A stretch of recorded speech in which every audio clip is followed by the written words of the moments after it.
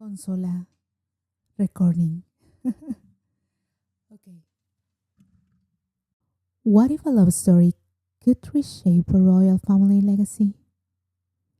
What if an image in a rice field was a sign that an epic saga is coming to an end?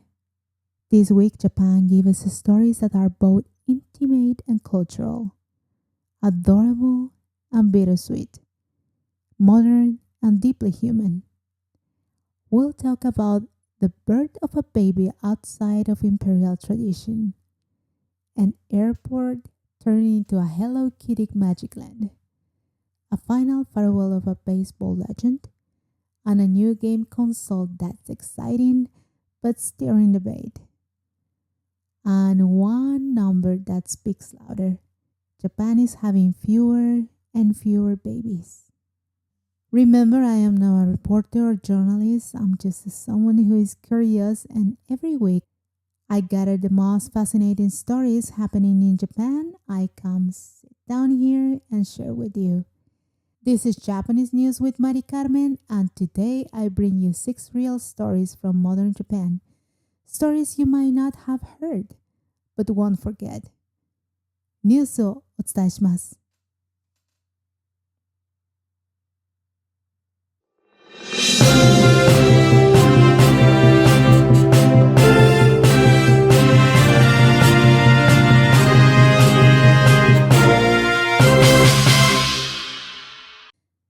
So the first story that we are going to talk is about Mako Komuro's baby, a royal story with a New York twist. This week, Japan's welcomed a very special new arrival, but not in a palace and not under royal protocol. Mako Komuro, formerly Princess Mako of Japan, gave birth to her first child in New York City, where she now lives with her husband Kei Komuro. The imperial household confirmed both mom and baby are doing well, but didn't reveal much else, not the birth date, not even the baby's gender. What they did say, the couple is happy and wishes for privacy. Here's why this is such a big deal. In 2021, Mako made headlines when she gave up her royal title to Mary Kay, a classmate and an ordinary citizen. The relationship sparked all kinds of controversy, especially from the media, but she stood by her choice. And not only did she walk away from royal status, she also turned down the 1.3 million payment traditionally given to women who leave the imperial family to marry a common person. She was the first to say, "This is not about money or titles. It's about love."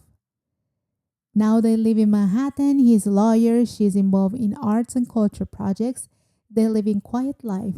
No palace, no paparazzi. Just the people building something for themselves. This baby, their first, is also the first grandchild for Japan's crown prince and the first great-grandchild of the former emperor.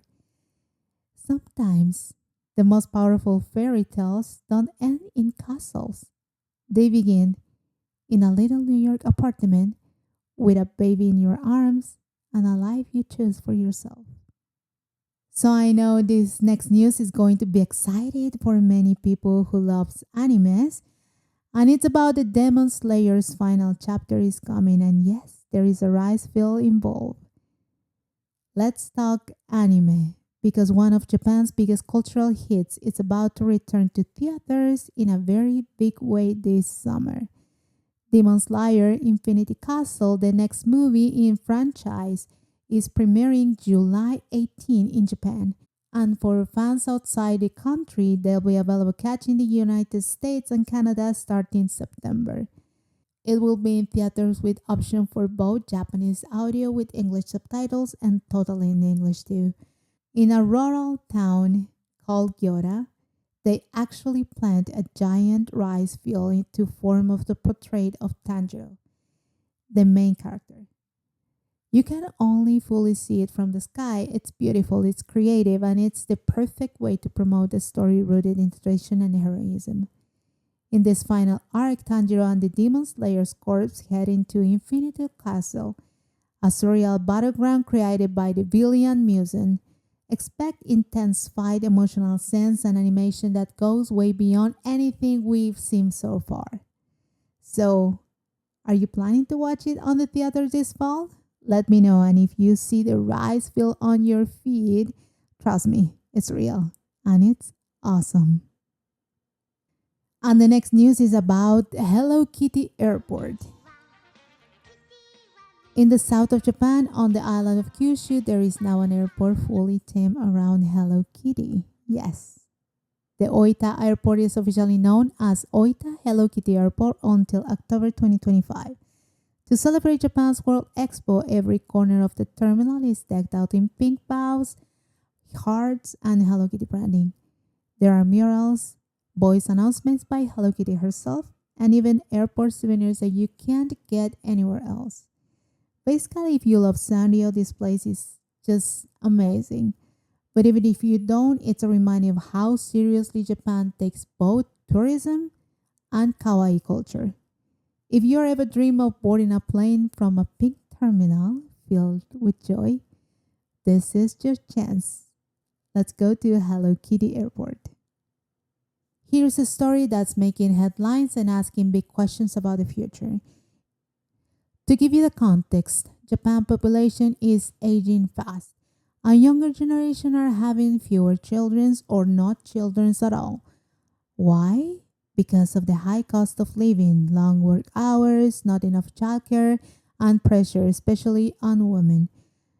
To do it all, the government tried to respond cash bonuses for new babies, paid parental leave, even matchmaking apps, but it hasn't been enough. Rural schools are closing, towns are fading, and society is asking what happened to a country when fewer people are born into it. It's a complex issue, but also a chance to reimagine what support and family could look like in a modern Japan. Gamers, listen up. Nintendo just launched the Switch 2 in Japan on June the 5th, but there is a twist. Not all versions of the console are created equal. The Japanese edition of the Switch 2 is cheaper, around $340, but it's completely region locked. That means it only works with Japanese Nintendo accounts. It's only in Japanese, and importing it, not worth the hassle unless you speak the language. The international version, however, comes with a full language support, including English, but it's more expensive, $449 for the standard console or $499.99 with Mario Kart World included. Why did Nintendo do this? There is a trying to stop people from buying the cheaper Japanese version and reselling it overseas for a profit. But it's also a reminder that Nintendo still likes to keep tight control over how its games are played. So, are you waiting for the global version or are you going to jump into full menus in Japanese? Japan mourns baseball legend Shigeo Nagashima. Finally, Japan is saying goodbye to a sport icon. On June the 3rd, Shigeo Nagashima passed away at age 89. He wasn't just a baseball player, he was a Mr. Prop Baseball. If you ask almost any Japanese baseball fan, Nagashima was a legend. The face of the Yomiuri Giants and a national hero during the golden era of sports. He helped lead the Giants to 9 straight championships in the 60s and the 70s. And after retiring, he coached, inspired, and became a cultural symbol. In 2004, he even lit the Olympic torch. For Japan, Nagashima represents not just only skill, but pride, honor, and post-war resilience. The Tokyo Dome went quiet this week, but his legacy still echoes through every fan's memory. Rest in peace, Nagashima-san. So thank you for joining me on this journey through 6 unique stories from Mother Japan, from a royal baby in New York to anime art in rice fields, a Hello Kitty airport, a baseball legend's farewell, and a numbers that makes us pause and reflect. If you enjoyed this episode, make sure to subscribe so you don't miss what is coming next. And for behind the scenes content, fun facts, and reflection, follow me on my social media. And and I'll see you in the next episode of Japanese News with Mary Carmen. Until then, stay curious, stay connected, and stay open to the beauty in the world around you. ニュースをお伝えしました。